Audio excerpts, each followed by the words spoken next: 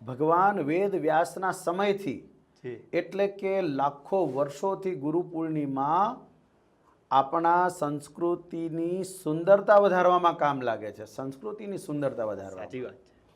માનવીના જીવનની અંદર સંતનું શું મહત્વ હોય છે?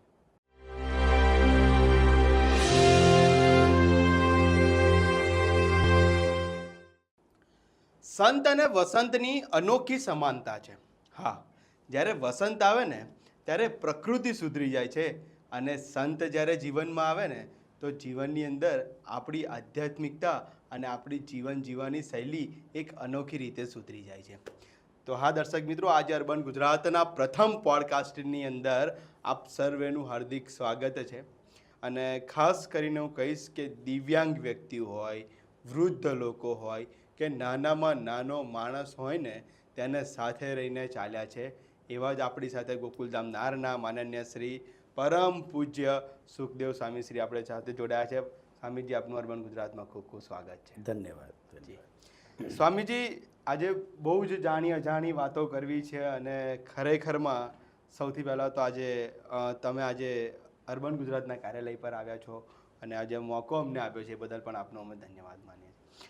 સ્વામીજી, વાત જાણીશું કે આજે ખરેખરમાં માનવીના જીવનની અંદર સંતનું શું મહત્વ હોય છે? આપણો ભારત દેશ, ભારતીય પરંપરા, ભારતીય સંસ્કૃતિ, આપણું પંચતત્વનું જે શરીર બન્યું છે એ માતા પિતા થકી આપણો જન્મ થાય છે. જી. અને એ મા અને પિતા આપણને ઉછેરીને ખૂબ મોટા કરે છે, અને આ લોકમાં કેવી રીતે જીવવું એનું જ્ઞાન આપણને આપે છે. એમ આપણા આત્માની મા એ સંત છે. સંતનો રોલ આ પૃથ્વી ઉપર માનો છે. જી. અને જીવનું કલ્યાણ કેમ થાય, ભલું કેમ થાય, દોષોથી મુક્ત કેમ થાય, આવો સતત પ્રયત્ન સંતનો આ પૃથ્વી ઉપર રહ્યો છે. એટલે સંત વિના લૌકિક વ્યવહાર, આલોકનો વ્યવહાર કે પારલૌકિક વ્યવહાર એને આપણે તરી ના શકીએ. એટલે સંત એ બહુ જ જીવ પ્રાણી માત્રનું ઇમ્પોર્ટન્ટ જીવનનો એક ભાગ કહી શકાય. જી. સ્વામીજી, સાથે હવે ગુરુ પૂર્ણિમા આવ્યું છે, તો જીવનમાં જેમ સંતનું મહત્વ જણાવ્યું એવી રીતના ગુરુનું પણ શું મહત્વ હશે? બહુ સરસ ક્વેશ્ચન કર્યો છે મનન. ભગવાન વેદ વ્યાસના સમયથી એટલે કે લાખો વર્ષોથી ગુરુ પૂર્ણિમા આપણા સંસ્કૃતિની સુંદરતા વધારવામાં કામ લાગે છે. સંસ્કૃતિની સુંદરતા વધારવા. સાચી વાત છે. આપણે જાણીએ છીએ એમ આપણે કોઈ પણ શિક્ષા કોઈની પાસે લીધી, કોઈની પાસે સાયકલ ચલાવતા શીખ્યા, કોઈની પાસે પેન ચલાવતા શીખ્યા, કોઈની પાસે પાણી પીતા શીખ્યા, એ દરેક આપણા શિક્ષા ગુરુ છે. અને આપણને ધર્મ માર્ગ ઉપર દોરી જનારા છે, અધ્યાત્મ માર્ગમાં લઈ જનારા છે, અંધકાર તરફથી પ્રકાશ તરફ લઈ જનારા છે. તો એ જે આપણા ગુરુ છે એ આપણા અધ્યાત્મ માર્ગના ગુરુ છે, એટલે કે દીક્ષા ગુરુ છે. એમ શિક્ષા ગુરુ, દીક્ષા ગુરુ બે ભાગ છે. એમાં પણ આજના સાંપ્રત સમયમાં આપણે કહી શકાય કે માણસ જ્યારે બહુ જ વિચારો વચ્ચે ઘેરાયેલો છે, બહુ ઉદ્વેગો વચ્ચે ઘેરાયેલો છે, એવા સાંપ્રત સમયમાં દ્રોણાચાર્ય અને એકલવ્યનું દ્રષ્ટાંત આપણને કામ લાગે એવું છે. આપણે મહાભારતથી સૌ પરિચિત છીએ. જે તે સમયમાં એવી પ્રથાને કંઈક હશે કે અમુક લોકો જ અમુક ગુરુનો લાભ લઈ શકે. જે તે સમયે હશે, વ્યવસ્થા છે, વ્યવસ્થાનો ભાગ છે એમ સમજવાનું છે. તો પાંડવો અને કૌરવો દ્રોણાચાર્ય પાસે ભણતા હતા. એકલવ્ય નામનો નાનો માણસ, લગભગ આદિવાસી જ્ઞાતિનો યુવાન, એના મનમાં થયું કે મારે પણ ધનુર્વિદ્યા શીખવી છે, મને કેમ શીખવા ના મળે. દ્રોણાચાર્ય પાસે ગયા. દ્રોણાચાર્ય કહ્યું કે ભાઈ મારી બી કોઈ મર્યાદા છે, મારી કોઈ લિમિટ છે, હું તને શિક્ષા નહીં આપી શકું. હવે રોલ બહુ ઇમ્પોર્ટન્ટ આવે છે. એકલવ્યના મનમાં એમ થયું કે મારે ધનુર્વિદ્યા શીખવી છે. બરોબર. એટલે એકલવ્ય દ્રોણાચાર્યની માટીની મૂર્તિ બનાવી, દરરોજ એને નમન કરી, જાતે કોઈ પણ પ્રકારના લેશન વિના જાતે ધનુર્વિદ્યા શીખવાનો પ્રયત્ન કર્યો, અને અર્જુન કરતાં મોટા ધનુર્ધારી થયા. આમાંથી આપણા માટે લેશન એ છે જી કે દ્રોણાચાર્ય તો એને મળ્યા નથી, મળ્યા નથી. દ્રોણાચાર્ય એને કશું શીખવાડ્યું નથી, અને છતાંય આટલો મોટો ધનુર્ધારી કેમ બની શક્યો? જી તો દ્રોણાચાર્યને મૂર્તિ રૂપે પણ એમને ગુરુ તરીકે સ્વીકાર્યા હતા.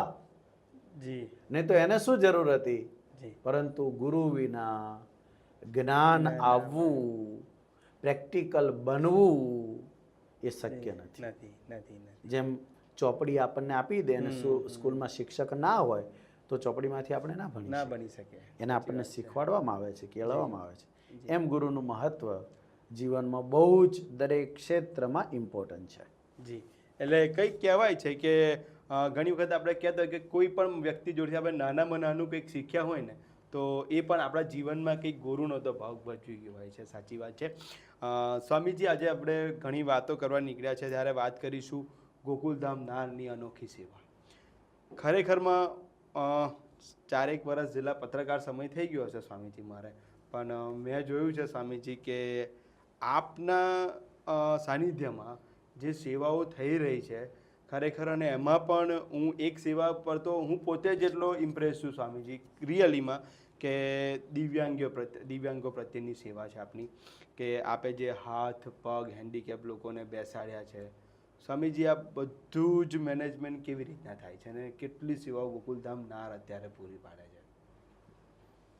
ક્વેશ્ચન ઘણો ભારે અને મોટો છે મનન તારો. જી અમે 2004માં હું વડતાલ હતો. મારી સાથે જે સંત છે હરિકેશવ સ્વામી ધોલેરા હતા, અને નાર ગામના જ જે 25 વર્ષ નારમાં રહ્યા, 25 વર્ષ ભોપાલ રહ્યા અને 25 વર્ષથી અમેરિકામાં હતા, ચંદુભાઈ ચતુરભાઈ પટેલ. એમના મનમાં વિચાર ઉદ્ભવ્યો કે મારા વતન માટે શું કરું. એમને ગામની અંદર ગટર પથ્થરનું કામ કર્યું. વળી મનમાં વધારે ઉત્સાહ અને વિચાર આવ્યો કે હવે હું શું કરું. તો એમની પાસે જમીન હતી, 7 વીઘા જમીન એમને દાન કરવી હતી. પોતે ચુસ્ત રીતે અંબા માતાના મહાન ભક્ત, 1 કલાક અંબાજીની પૂજા દરરોજ કરનારા માણસ. પણ મનમાં એવું હતું કે હું સ્વામિનારાયણના સાધુઓને જમીન દાન આપું તો એમાં કંઈક સકારાત્મક કામ થશે.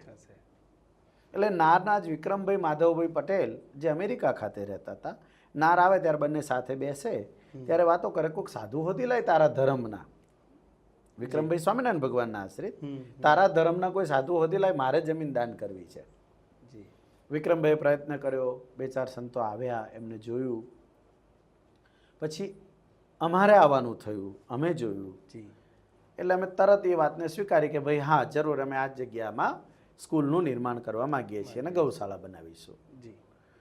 તો જે એવું કહે છે ને કે ભગવાનનો કોઈ સંકેત હોય છે, એક દિવ્ય સંકેત જે શબ્દ બોલાય છે ને, એ બધાને અનુભવનો નથી હોતો. બહુ ડિફરન્ટ વસ્તુ છે, બહુ જ અલગ છે. તો એક સાંકેતિક ઘટના એવી ઘટી કે જેવું અમે કહ્યું કે અમે આ જગ્યાએ કંઈક કરીશું, જી એ જ મિનિટે ચંદુભાઈએ 5 લાખ રૂપિયા આપ્યા. મારી ઉંમર 26 વર્ષની, હું નારમાં પહેલી વખત આવું છું, એ માણસો આપણે પહેલી વખત મળીએ છીએ અને આ ટ્રસ્ટ કેવી રીતે બને? તો આ એક સંકેત હતો. લેનદેન ભગવાનની હોય છે, ચોક્કસ એક દિવ્ય સંકેત હતો. દિવ્ય સંકેત. પછી એમાંથી બીજી સંપાદન કરી જમીન, બીજી મગનભાઈ છોટાભાઈ પટેલ એમની જમીન આવી, ઘણા બધા લોકોનો સહકાર ધીરે ધીરે મળતો ગયો, જમીન સંપાદન થઈ. સ્કૂલ બનાવવાનો સંકલ્પ હતો, ગૌશાળાનો સંકલ્પ હતો. પેલું કહે છે ને કે આપણે ચાલીએ એટલે લોકો આપણા વિચારવાળા જોડાતા જાય, એમ બહુ જ ડાયા અને સારા લોકોનો સમુદાય સાથે જોડાવા લાગ્યો. અને એ ભૂમિકા 20 વર્ષે આજે પણ એ સ્થિતિમાં છે કે આજે સારા લોકો આપણી સાથે જોડાઈ અને આપણા મિશનને સપોર્ટ કરે છે. એટલે મને તો કાયમ વિચાર આવે કે આપણે તો એકદમ હળવા રહી અને બસ આમથી આમ કરવાનું છે, આનું આવેલું છે ને યોગ્ય માણસ સુધી પહોંચાડવાનું છે. સાચી વાત. એ જ ન્યાય આજે પણ કામ થઈ રહ્યું અને પહોંચાડો પણ છો સ્વામી. મજા જ આવે છે, એમાં આનંદ જ આવી રહ્યો છે. તો સમય જતા 2 માણસો બહુ ડાયા મળ્યા કે આજે હું એવું કહી શકું કે ધાર્મિક જગતને આ સંદેશ પહોંચવો જોઈએ જે અત્યારે હું કહું છું. નારના જગદીશભાઈ ખોડાભાઈ પટેલ અને નારના રમેશભાઈ ડાયાભાઈ પટેલ, બંને જણ કૃષ્ણ ભગવાનના વૈષ્ણવ ભક્તો, વૈષ્ણવ બંને. પરંતુ સાત્વિક. હા. હું સ્વામિનારાયણનો સાધુ, એ કૃષ્ણ ભક્ત. હા. એમને એવી ખબર પડી કે નારમાં કોઈ સાધુ આવીને કંઈક સારું કરવાનો વિચાર કરે છે, કરે છે. એટલે અમને બોલાવ્યા હમ. અને વારાફરતી મળવાનું થયું હતું.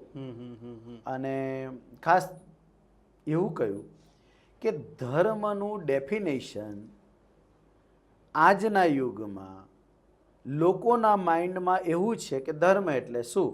હા. તો કે માત્ર ધાર્મિક પ્રવૃત્તિ કરી અને ધર્મનો પ્રચાર પ્રસાર કરવાનો પ્રયત્ન કરવો. હા.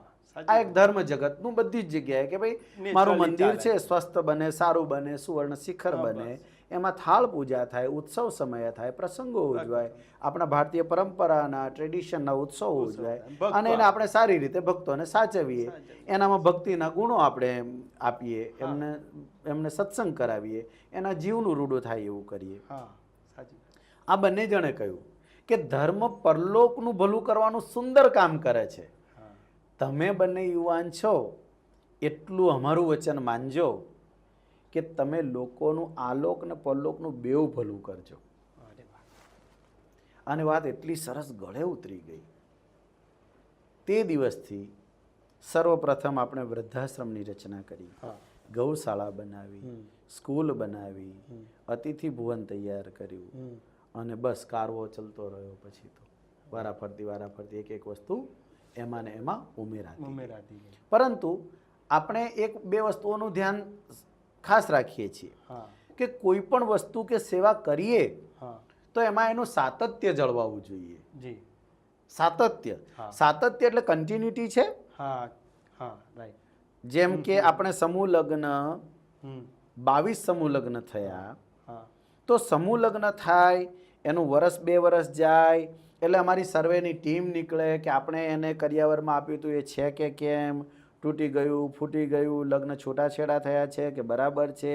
એના પછી ફરી 3 વર્ષ પછી ટીમ જાય, એને સંતાનો છે તો કેટલા છે, કયા ધોરણમાં ભણે છે, શું કરી રહ્યા છે, એવો સુંદર ડેટા એનો તૈયાર કરવામાં આવે. લિમ્સ માટે પણ જ્યારે આપણે 4 વર્ષ પહેલા લિમ્સની સેવા શરૂ કરી તો એમાં પણ લિમ્સની સેવા કરી થઈ શકે છે. લોકો પૈસા આપે, સદભાવનાથી આપે, તમે એનું કામ કરી નાખ્યું. પણ એની પાછળ રહેલો જે આપણો બહુ લાંબા સમય સુધીનો ઇતિહાસ જ્યારે બને ત્યારે આ જે આપણો ડેટા મૂકી રાખેલો હોય એ અનેક લોકોને પ્રેરણાદાયી પણ બની શકે છે. એટલે 4 વર્ષ થયા લિમ્સની સેવાને, આપણે 33 અત્યાર સુધી હાઈટેક પ્રોસ્થેટિક લિમ્સના કેમ્પ કર્યા અને 1744 લોકોને હાથ પગ આપ્યા છે. આપ્યા નથી, આપવા માટે નિમિત્ત બન્યા છીએ. અને એમનું જીવનમાં કોઈક સુધાર નવો આપણે અનુભવી રહ્યા છીએ, જોઈ રહ્યા છીએ અને એનાથી આપણને સંતોષ પણ થાય છે. એટલે એક એ જે પ્રવૃત્તિ છે એ બી એટલી, કારણ કે આપણી સંસ્થાનું ફંડામેન્ટલ વિચાર માનવ સેવા એ પણ પ્રભુ સેવા છે. એટલે કોઈ જ્યારે લેવા આવે છે તો તમારે એ વિચારવાનું છે કે ગરજુ તમે છો, એ નથી. અમે આ હોસ્પિટલોમાં આપણે ફ્રૂટ વિતરણ કરીએ વર્ષમાં કેટલી વખત, તો આપણા હોસ્ટેલમાં રહેતા બાળકો એ બી ધર્મ માર્ગે ચાલે એટલે એમને પણ સાથે જોડીએ. ચંપલ વિતરણમાં, જેકેટ વિતરણમાં, ફ્રૂટ વિતરણમાં. તો ફ્રૂટ લઈને ગયા, તમે એના હાથમાં આપો છો, એને પગે લાગવાનું છે. તમે એના હાથમાં આપો છો અને ત્યારે જો ફ્રૂટ નીચે પડ્યું તો એને નથી લેવાનું, તમારે લઈને આપવાનું છે. કારણ કે માગવા નહોતો આવ્યો, તમે આપવા માટે ગયા છો. એટલે આપણે આપણા સંતોષ માટે આ પુણ્ય કર્મ કે આવી સેવામાં નિમિત્ત બની રહ્યા છીએ. એની જરૂરિયાત છે કે નહીં એ નથી જોવાનું, તમને સંતોષ મળે છે ને એ જોઈએ અને ચાલવાનું છે. એટલે આપણે વૃદ્ધાશ્રમની અંદર પણ દાદાઓ રહે છે તો ક્યારેય એમની બેક હિસ્ટ્રી આપણે જાણવાનો પ્રયત્ન નહીં કરવાનો. કોઈક પ્રશ્ન છે ત્યારે જ આવ્યો છે. તમારો જે ક્રાઇટેરિયા છે ઉંમરનો, એને શારીરિક સ્વસ્થતાનો વગેરે વગેરે વગેરે એ તમે ચેક કરી શકો છો, પણ એનું બેકગ્રાઉન્ડ તમારે જોવાનું નથી. કારણ કે ઘરનો ઉંમરો ઓળંગીને હું વૃદ્ધાશ્રમમાં જઉં છું આ વિચાર માટે આ પગમાં હજારો ટનની તાકાત જોઈએ, ત્યારે એ પગ ઉપાડીને વૃદ્ધાશ્રમના પરિસરમાં પગ મૂકી શકે. સ્વામીજી આટલા વૃદ્ધાશ્રમ તમે આટલો ચલાવો છો, આજે વાત કરીએ કે ગુરુ પૂર્ણિમા પણ આવી રહી છે. માતા પિતા એ કદાચ પ્રથમ ગુરુ કહેવાય છે, કારણ કે સૌથી પહેલાં આંગળી લઈને મા બાપ કે દાદા દાદીની ચાલશે. આજે એવા લોકોને પણ એક શું સંદેશ આપો છો કે આજે મા બાપને ખરેખરમાં વૃદ્ધાશ્રમમાં મૂકવા જોઈએ? બહુ સરસ વાત કરી, બહુ સરસ વાત. કેમ કે આ એક બહુ આપણને આમ થાય છે કે જ્યારે અમુક વૃદ્ધો જ્યારે વૃદ્ધાશ્રમમાં રહેતા હોય છે, અને અમારા જ એક રિપોર્ટર પણ છે સાહિલ કરીને સ્વામીજી, એણે હમણાં એક સ્ટોરી કરી હતી. એ વૃદ્ધ દાદા હતા ને, એમની જે ખરેખરમાં વેદના હતા સ્વામીજી, આપણને આમ રૂવાટા ઊભા થઈ જાય છે વિડીયો જોઈને. અને અત્યારે એ વિડીયો પણ ક્યાંક મિલિયનોમાં પહોંચ્યો છે, બરાબર? તો એ લોકો માટે પણ આજે એક શું સંદેશ આપશો? વૃદ્ધાશ્રમ ચાલુ કર્યો ત્યારે મારી માન્યતા જુદી હતી, જી અને 18 વર્ષના અનુભવ પછી માન્યતામાં બદલાવ આવ્યો છે. જી બંને પક્ષે આપણે વાત કરશું. હા હા. વૃદ્ધાશ્રમમાં રહેવા આવનારો વૃદ્ધ, આપણે ભક્તિ સેવાશ્રમ બોલશું. હો, વૃદ્ધાશ્રમ ભક્તિ સેવા. ભક્તિ સેવાશ્રમમાં આવનારો વૃદ્ધ માત્ર એક કારણથી નથી આવી રહ્યો. જી. જે લોકમાનસમાં એક જ કારણ છે કે એના છોકરાને એની વહુએ કાઢી મૂક્યો અને એ આવ્યો છે. એક કારણ નથી. આટલા અનુભવ પછી એ કારણ તો છે જ, જે લોકમાનસમાં છે જ. પરંતુ જે પતિ પત્નીને સંતાન નથી, નિસંતાન છે, એ પણ છેલ્લી અવસ્થામાં આવે છે. જેને ફક્ત દીકરી છે, પરણાઈ દીધી છે, એટલે આપણા દેશમાં તો દીકરીના ઘરનું પાણી પીવાનો રિવાજ નથી, એ લોકો આવે છે. પછી જે લોકો, એક બહુ કારણ તને આજે આશ્ચર્યવાળું લાગશે, જે ઘરમાં દાદા દાદી છે, એને 2 સંતાનો છે, એને ત્યાં છોકરા છે, મકાન છે, સરસ રહેવાનું છે, એમને બંનેને બધા સાચવે છે, પરંતુ દાદીમાં જો ઓફ થઈ ગયા તો પુરુષથી એકલા એવા ઘરમાં રહેવાતું નથી, અને બહુ કઠણ પડે છે. એવા લોકો આવે છે. એટલે ઘણા બધા કારણોથી આવે છે. પરંતુ યુવાનો માટે અથવા સંતાનો માટે મારે એટલો સંદેશ આજે આપી શકાય છે કે જે મા બાપે 9 મહિના ગર્ભમાં આપણને રાખ્યા, એક કલ્પનાનો વિષય છે. આપણે 200 ગ્રામ વજન પેટ ઉપર બાંધીને 24 કલાક જો કાઢીએ તો આપણને ખબર પડે કે આ કેવી રીતે બને છે. એમ પોસિબલ 9 મહિના માના પેટમાં રહ્યા પછી, જન્મ પછી ઝાડા પેશાબ ઉલટી એના ખોળામાં કર્યા પછી, એને સરસ લાડ કોડથી એ બધું સાફ કર્યા પછી, એની છેલ્લી અવસ્થામાં જ્યારે એના સ્વભાવમાં નાના મોટા બદલાવ આવે, અજ્ઞાન આવે, અણસમજણ આવે, અને કંઈક બોલે અને કહીએ છીએ કે કાઢી મૂકો, કે એમને ઠેકાણે પાડો, કે નથી કયામાં, કે બરાબર નથી, તો એ શરમવાળી વાત છે આપણા બધા માટે. એ શરમવાળી વાત છે. એને તો આટલું જ ચલાવ્યું, આપણે તો આટલું જ ચલાવવાનું છે. સાચી વાત. અને શરમવાળી તો છે જ, પણ એ દર્પણ જ છે. આના પછી તમે આનું આટલું નહીં ચલાવ્યું એટલે તમારા પછી આટલું, એટલે વારા ફરતી વારો, મારા પછી તારો, આ વસ્તુની કહેવત એક છે. એટલે એમાં નાનો મોટો સ્વભાવ જતો કરીને પણ એમને ચલાવવા જોઈએ. સાચી વાત છે. સ્વામીજી, હવે સાથે એ પણ જાણવું છે કે આપણા ગોકુલધામ નાળ દ્વારા કેટલી સેવાકીય પ્રવૃત્તિ કરવામાં આવે છે ટોટલ?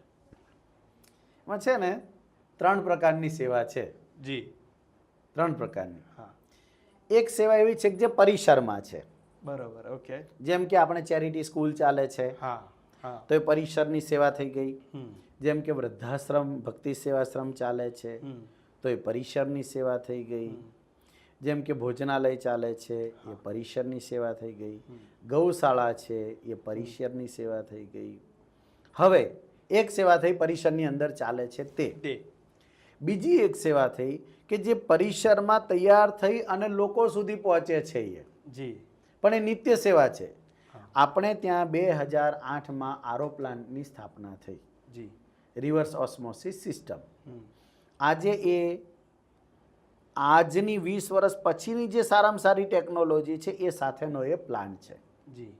એમાં એડેડ મિનરલ હોય, સ્પ્રિંગ ટેકનોલોજી હોય, યુવી ટેકનોલોજી હોય, ઓઝોન ટેકનોલોજી હોય, આ બધા સાથેની ટેકનોલોજી વાળો પ્લાન્ટ છે. 18 વર્ષથી ગવર્મેન્ટની 22 સ્કૂલોના 7,000 વિદ્યાર્થીઓને નિઃશુલ્ક પાણી ત્યાં પહોંચાડવામાં આવે છે જી અને આજુબાજુના 6 ગામોમાં આ પાણીનું વિતરણ કરવામાં આવે છે Regular? ટોકન ભાવથી રેગ્યુલર 18 વર્ષથી. ઓકે એટલે એક સંતોષ તો આપણને એ થઈ રહ્યો છે કે આપણી સંસ્થા દ્વારા એક હોસ્પિટલ ચાલી રહી છે. હા સાચી વાત તમે જો આમ એને બેઝ હા. પાછળ જાઓ ને હા. કે ભાઈ માણસના શરીરમાં 80% પાણી છે પાણી છે અને 80% રોગ પાણીજન્ય છે, પાણીથી ઉત્પન્ન થનારા છે. હમ. તમે જ્યારે એનું પ્રોટેક્શન કરી દીધું એટલે માણસને બીમાર પડવું, બીમાર પડીને દવાખાને જવું, પૈસા ખર્ચવા, આ બધું તમે એનું સેવ કરી દીધું. સાચી વાત છે એટલે પાણીની સેવા એ રીતે ચાલી રહી છે. છેલ્લા 6 વર્ષથી તારાપુરની ગવર્મેન્ટની હોસ્પિટલ હમ અને નોન પ્રોફિટ ઓર્ગેનાઇઝેશનની 2 હોસ્પિટલો છે, ઓકે જમના સર્જિકલ ને સાદત હોસ્પિટલ. હમ. ત્રણેય હોસ્પિટલોમાં ઇન્ડોર પેશન્ટ જેટલા હોય અને એની જોડે 1 જણ એનું ટિફિન 6 વર્ષથી દરરોજ આપણી ગાડી જઈ અને આપી આવે આપી છે. આવે છે અને એમાં દિવાળી કે બેસતું વરસ કે ઉત્તરાયણ કોઈ રજા નહીં, અરે વાહ એ કરવાનું જ હા એવું કામ નિત્ય કરમ નિત્ય કર્મ થયું. હા. અને ત્રીજી એવી સેવા થઈ કે આજુબાજુના 32 ગામડાઓમાં હોસ્પિટલ એટ યોર ડોર નામના હમ પ્રોજેક્ટથી હમ લોકો સુધી દવા પહોંચાડવાનું મિશન. ઓકે એટલે આપણે અત્યારે આપણી પાસે 2 એમ્બ્યુલન્સ વાન છે. ઓકે એકની અંદર ડૉક્ટર, કમ્પાઉન્ડર, નર્સ અને ડ્રાઈવર 4 જણની ટીમ, ઓકે બીજી ગાડીમાં 4 જણની ટીમ. હમ અને 32 ગામડાઓનું ટાઈમ ટેબલ ગોઠવાઈ ગયેલું છે આપણે, ઓકે 32 ગામડાઓનું. ઓકે તો એક દિવસ નહીં, એક દિવસ એ ગાડી તમારા ગામમાં આવે, ઓકે એક દિવસ છોડીને એક દિવસ છોડ. એટલે કોઈ પણ માણસ દવા લેવા આવે ત્યારે સામાન્ય આપણે એને 3 દિવસની દવા આપતા હોઈએ છીએ.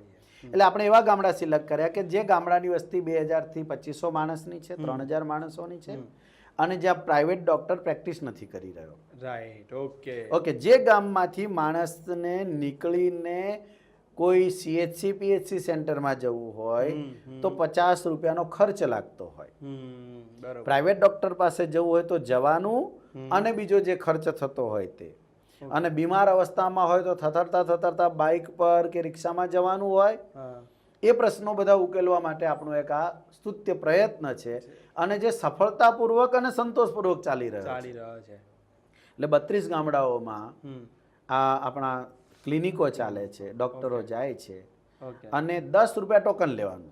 આપણને એક દર્દીનો ખર્ચો સરેરાશ આપણે કાઢીએ છીએ ને હા 120 થી 130 રૂપિયા આવે પર પર્સન આવી રહ્યો છે. ટોકન લેવાના ઘણા બધા કારણો છે. હા. આપણે એમ્બ્યુલન્સ ચાલુ કરતા પહેલા, હા. આ hospital at your door project ચાલુ કરતા પહેલા જે આવી રીતે ચલાવતા હતા એ બધાનો અભ્યાસ બી કર્યો અને ઘણા બધા એવા કારણ છે કે જેની ચર્ચા આપણે અત્યારે નથી કરી રહ્યા. એક ટોકન લેવાથી સ્વામીજી તમે કીધું ને મને, તો એક ટોકન લેવાથી જે ટોકન આપનારો વ્યક્તિ છે એના માટે 10 રૂપિયા એક નાની રકમ છે, પણ એને એવું પણ થશે કે ચલો મેં પૈસા આપીને જ મેં સેવા લીધી છે. એક સ્વાભિમાનથી એ ફરી એ દવા લેવા આવી શકશે. કેટલા બધા ફાયદા. હા એક તો સ્વાભિમાન માણસને, હા. પછી આપણી પાસે ગણિત રેકોર્ડ 6 વર્ષમાં આ ગામમાં આ તારીખે આટલા દર્દી હતા, આજે આટલા, બધો જ રેકોર્ડ 6 વર્ષનો આપણી પાસે, જી. Up to date record. અત્યારનો મધ્યમ વર્ગનો સ્વામીજી જે માણસ છે ને એને ખરેખરમાં જ્યારે આવી રીતના આમ સેવાકીય લાભ લેવા હોય છે ને તો એને શરમ આવે. જોજો તમે અત્યારે ખાસ કરીને જોજો આમ આપણે આજે સરકારી અનાજના જે લેવાનું અત્યારે બધાને છે તો મધ્યમ વર્ગનો જે માણસ છે ને એ માનવી સરકારી અનાજ લેવા નહીં જાય, જતો હશે તો છુપાઈ લઈને જતો હશે કે ભાઈ મને કોઈક જોઈ જશે જ મને એવું કહેશે. એટલે અમુક વ્યક્તિને આવી રીતના સેવાકીય પ્રવૃત્તિની અંદર સહભાગી થવામાં ક્યાંક શરમ આવતી હોય છે, પણ તમારે ત્યાં આગળ મેં જોયું છે કે જે દિવ્યાંગ વ્યક્તિઓની જે હાથ પગ જોડવાની જે આપણી સેવા હતી એની અંદર ઘણી બધી જગ્યાએ જે આવ્યા છે. કારણ કે મારી પાસે પણ એવા કેટલા છે કે જુનાગઢ છે, રાજકોટ છે, આવી બધી જગ્યા પરથી પણ મને ફોન આવેલા છે કે મને આપણે તમારે ત્યાં આગળ કોઈ ઓળખીતું હોય તો સહેજ વાત કરજો. આવી રીતના પણ અમને ફોન આવતા હોય છે. એટલે આપણને એવું પ્રાઉડ થાય છે કે ચલો કંઈ નહીં તો આણંદ જિલ્લાની અંદર આપણા ગોકુલધામ નારની અંદર આ કાર્ય થઈ રહ્યું છે એમ. એટલે મેઇન વસ્તુ એ છે. તો એટલે આપણે 2 સેવા વિશે વાત કરી કે હા. એક સેવા પરિસરમાં થાય છે, એક સેવા પરિસરમાંથી તૈયાર થઈ અને બહાર જઈ બહાર રહી જાય છે. છે. હવે ત્રીજા પ્રકારની એક સેવા છે હા કે જે સેવા ઋતુ અને ભૌગોલિક પરિસ્થિતિ આધારે આપણે કરવાની હોય છે. જેમ કે ચંપલ વિતરણ ચંપલ વિતરણ આપણે બલ્કમાં કરીએ 10,000 20,000 ચંપલ વિતરણ કરીએ તો એ ઉનાળાનું જ કામ છે. હા, કે ઉનાળામાં જરૂર. જેમ કે જેકેટ વિતરણ, હા, તો જેકેટ વિતરણ શિયાળાનું જ કામ છે. આપણે આ વર્ષે 23,000 બાળકોને, બાલ મંદિરના બાળકોને જેકેટનું વિતરણ કર્યું હતું. 4 તાલુકા, હા, હા, 4 તાલુકાની દરેકે દરેક બાલ મંદિરોની જે સંખ્યા છે એને વિતરણ કર્યું. એના આગલા વર્ષે 10,000 એવા લોકો કે જે લોકોની ઉંમર 65 વર્ષથી ઉપર હોય, એની જમીન ના હોય એની પાસે, ઓકે, અને વાહન ના હોય, બાઇક વગેરે, ઘર હોય નાનું મોટું જે હોય એવા લોકોને આપવું. બરોબર. એના આગલા વર્ષે 10,000 બનાવ્યા હતા. તો વૃદ્ધાશ્રમો, અનાથ આશ્રમો, સ્પેશિયલ ચાઇલ્ડ સ્કૂલો, ત્યાં સુધી એ બધાને જેકેટ પહોંચાડવાનું કામ કર્યું હતું. તો આ એક સમાજને, ધર્મ જગતને, સમાજના શ્રેષ્ઠીઓને પણ પ્રેરણા માટેનું છે. અને તે પેલી ટોકનવાળી વાત બહુ સારી કરી. આપણા ભક્તિ સેવાશ્રમમાં સવારમાં દાદાઓને ચા નાસ્તો મળે, બપોરે ભોજન મળે, દાળ ભાત શાક રોટલી વગેરે, પછી 3 વાગે ચા દૂધ કોફી મળે, 4 વાગે ફ્રૂટ મળે, સાંજે ભોજન મળે, એની રૂમો વળી જાય, એમના કપડાં ધોવાઈ જાય, અને મસ્તીથી એ લોકો ભક્તિ સેવાશ્રમમાં પર પર્સન 7,500 રૂપિયાનો ખર્ચ આપણને લાગે. બરાબર, મહિને આપણે નિઃશુલ્ક ચલાવતા હતા. પણ જે બહુ સરસ વાત કરી કે અમુક લોકોને એમ થાય કે મારે ના રહેવાય, આપણે 1,000 રૂપિયા ટોકન રાખવો પડ્યો. એને એમ થાય કે હું પૈસા આપીને રહું છું. એટલે એક જે એ બ્યુટી છે ને અંદરની એની બી આ એક સરસ વાત કરી. જી. તો સ્વામીજી, છેલ્લે હું એટલું કહીશ કે ઘણી ચર્ચા કરી, છેલ્લે ઘણા શબ્દો મને થોડાક જાણવું છે ગોકુલધામ નાર વિશે, કે હવે આગળ ગોકુલધામ નાર શું કરવા માંગે છે, કે ગોકુલધામ નારનું સમગ્ર મંડળ, આપ સૌ કોઈ હવેનો આપને શું પ્લાનિંગ છે. અને થોડીક એક માહિતી રહી ગઈ છે કે આપણે, મેં કીધું કે દિવ્યાંગો માટે જે હાથ પગ જોડવાની છે, તો આગામી દિવસોની અંદર ફરી એક વખત કેમ્પ આવી રહ્યો છે, એના વિશેની એક માહિતી આપશો. અને આગળ પછી ગોકુલધામ નાર હવે શું કરવા માગે છે, કઈ યોજના થકી લોકોની સેવા કરવા માગે છે. કારણ કે મેં જોયું છે કે આપે તો એક ધર્મ સાથે ધર્મનો જે પ્રચાર કર્યો છે, પણ એની સાથે સ્વામીજી, જ્યારે હું હાઈવે પરથી પસાર થઉં છું ને, તો મને 2 દર્શન દેખાય છે. એક તો ધર્મના તો દર્શન થાય છે, પણ સાથે મને ત્યાં આગળ જોઈને રાષ્ટ્રના દર્શન થાય છે. કારણ કે જે ધ્વજ છે ને, એ ખરેખરમાં પ્રાઉડ કરી દે છે. એ મેં ખરેખરમાં જોયેલું છે ને, આ કોઈ એકદમ વાસ્તવિક વાત છે કે ત્યાંથી જે કોઈ જતા હશે ને હાઈવે પરથી, એટલે એની પહેલી નજર તો રાષ્ટ્રધ્વજ ઉપર તો પડતી જશે. તો એક કહેવાય છે કે ધર્મના પ્રચાર સાથે, એક રાષ્ટ્રભક્તિ સાથે ધર્મનો જો પ્રચાર કર્યો છે, તો એના વિશે આપ શું કહેશો? બસ, તને પ્રશ્નો બધા હારા પૂછતા આવડે છે. આપણે 100% એવું માનીએ છીએ કે રાષ્ટ્ર હશે તો ધર્મ હશે, ધર્મ હશે તો માનવતા હશે, માનવતા હશે તો આ પૃથ્વીનો 38,000 કિલોમીટરનો ગોળો શાંતિથી જીવી શકશે, અને જીવ પ્રાણી માત્ર પોતાનું અસ્તિત્વ ટકાવી શકશે.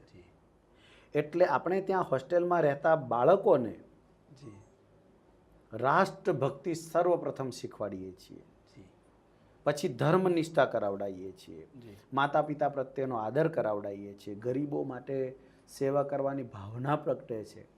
આપણા કેમ્પસની વિશેષતા જ એ છે કે ત્યાં આવેલો બાળક પણ એવી રીતે પોતાનું સુંદર મનુષ્ય જીવન જીવી શકે કે અનેકો લોકોને કામ લાગી શકે. છેલ્લા 11 મહિનાથી આપણે ત્યાં મણિપુરના 50 બાળકો જે અભ્યાસ કરી રહ્યા છે, મણિપુરના ત્યાંની જે સાંપ્રત પરિસ્થિતિ બની, કેટલાકના માતા પિતા મૃત્યુ પામ્યા, કેટલાકના ઘર સળગી ગયા, એવા 3 ધોરણથી 6 ધોરણ સુધીના 50 બાળકોને આપણે દત્તક લીધા છે. એ બાળકોને 11 મહિના થયા. હવે અહીંયા એવા મેચ થઈ રહ્યા છે. આ મને લાગે છે ખાલી એક આપણી ગોકુલધામની નહીં, ગુજરાતની પણ બ્યુટી લાગે છે. કારણ કે સંવેદનાથી ભરેલું રાજ્ય છે આપણું. એટલા બધા લોકોને સમાવેશ કરી શકે એવું રાજ્ય છે. અહિંસક રાજ્ય કો તો બી ચાલે છે. ચાલે 1000% સરસ રાજ્ય છે આપણું. 100% ચાલે. એટલે આ બધી જ વસ્તુઓ આપણે ત્યાં સમૂહ લગ્ન થાય છે, આપણે ત્યાં અનેક પ્રકારની બીજી પણ સ્ટીક વિતરણની સેવાઓ થાય છે. અને લિમ્સની વાત તે ખાસ કરીને પૂછી. આપણે દર 2 મહિને એક કેમ્પ કરવાનો સંકલ્પ કરેલો જ છે કે 2 મહિના થાય ને 100, 150, 200 જણને લિમ્સ બેસાડી આપવાના. બરોબર. એટલું કરવાનું જ છે. યાદી બની 150 જણની એટલે લિમ્સનો કેમ્પ કરી દેવાનો. એમાં આપણને સંતોષ એ થાય છે કે આપણા 25,000 રૂપિયાના ખર્ચથી કોઈ માણસને 20-25 વર્ષનું જીવન મળી રહ્યું છે. અત્યારે તો આપણે 4થું વર્ષ છે. એમાંના લિમ્સ લીધેલા કેટલાય લોકો જોબ કરી રહ્યા છે, કેટલાય બાઇક ચલાવી રહ્યા છે, કેટલાય ટ્રેક્ટર ચલાવી રહ્યા છે, કેટલા ઘરમાં રોટલી વણી રહ્યા છે. નોકરી એને સહજ થઈ ગઈ છે. અને હવે તો ચાલન તો તમને લાગે જ નહીં કે લિમ્સ વાળો માણસ છે. તમને ખબર બી ના પડે. એટલા સરસ રીતે. અને એ પ્રોજેક્ટ આપણને પૂર્ણ સંતોષ વાળો પણ છે.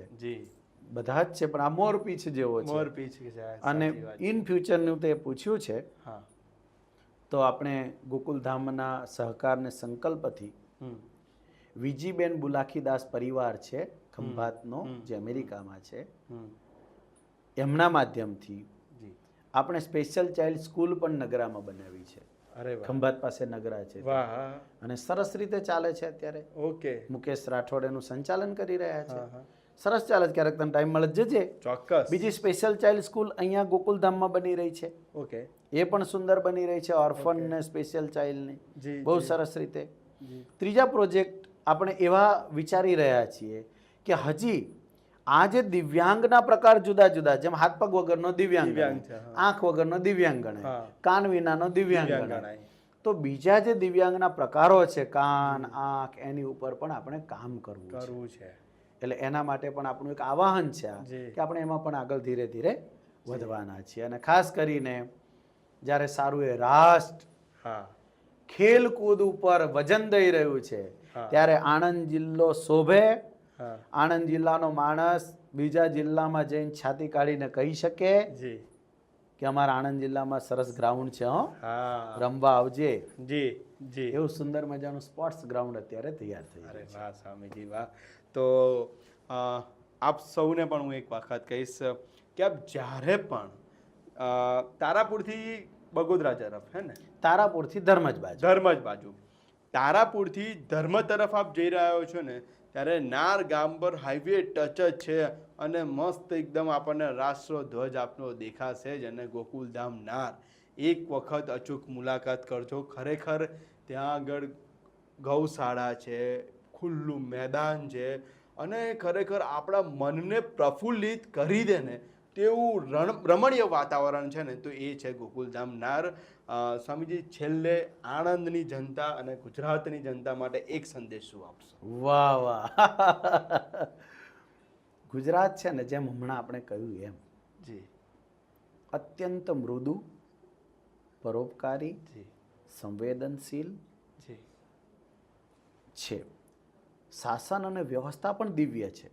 કારણ કે તમે કમ્પેરિઝન ક્યારે કરી શકો કે તમે મારી પાસે 3 પ્રકારનું કાપડ હોય તો હું કહી શકું કે આ સરસ છે, પણ એક જ હોય તો?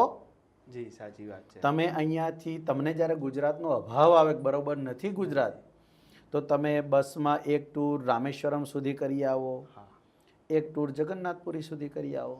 જેવા પાછા આવશો એટલે એવું બોલશો કે મારા ગુજરાત જેવું કશું નથી. હાશકારા વાળું છે. ગુજરાત 1.25 કરોડ પરપ્રાંતીય લોકો ગુજરાતમાં શ્રમ કરી રહ્યા છે, કામ કરી રહ્યા છે. ગુજરાતની જેટલી GIDC, ગુજરાતનો ટેક્સટાઇલ્સનો બિઝનેસ, હીરા ઉદ્યોગ બિઝનેસ, મોરબીનો ટાઇલ્સનો બિઝનેસ, 1.25 કરોડ પરપ્રાંતના લોકો અહીંયા રોજીરોટી કરી રહ્યા છે. એ માણસો અહીંયા રહે છે, અહીંયા ખાય છે. અને આપણે સરેરાશ વિચારીએ તો 500 રૂપિયા પર પર્સન અહીંયાથી રોજની કમાણી, એટલે 600 કરોડ રૂપિયા ગુજરાત રોજ બીજા રાજ્યને આપે છે. એ આપ્યા પછી સરકારને આપે છે, એ આપ્યા પછી સારા બંગલા બનાવે છે, એ આપ્યા પછી નોન પ્રોફિટ ઓર્ગેનાઇઝેશનોને આપે છે, એ આપ્યા પછી ગામમાં ગટર, પથ્થર, સ્કૂલો, દવાખાનાઓ એમાં દાન કરી રહ્યા છે અને મસ્તીથી જીવે છે. તો આ હતા આપણી સાથે પરમ પૂજ્ય શ્રી સુખદેવ સ્વામીજી, અને ઘણી બધી સેવાકીય પ્રવૃત્તિ સાથે સંકળાયેલા છે. અને ફરીથી હું ડિસ્ક્રિપ્શનની અંદર પણ આપી દઉં છું કે એક વખત મુલાકાત કરજો ગોકુલધામ નારની. ખૂબ જ ભક્તિપ્રિય વાતાવરણ, રાષ્ટ્રપ્રિય વાતાવરણ, અને ખૂબ જ તમને એક જબરજસ્ત આમ અહેસાસ થશે, મનનો આમ પ્રફુલ્લિત થશે. અને ખાસ કરીને જ્યારે કંટાળી ગયા હોય ને અને કોઈ નાસીપાસ થઈ ગયા તો એક વખત જરૂરથી મુલાકાત કરજો ગોકુલધામ નારની, કારણ કે અનેક સેવાકીય પ્રવૃત્તિ સાથે સંકળાયેલું છે આ ધર્મ સ્થળ, અને ખરેખર આ સ્થળની મુલાકાત લેવાનું પણ ના ચૂકતા. બસ આવી અનેક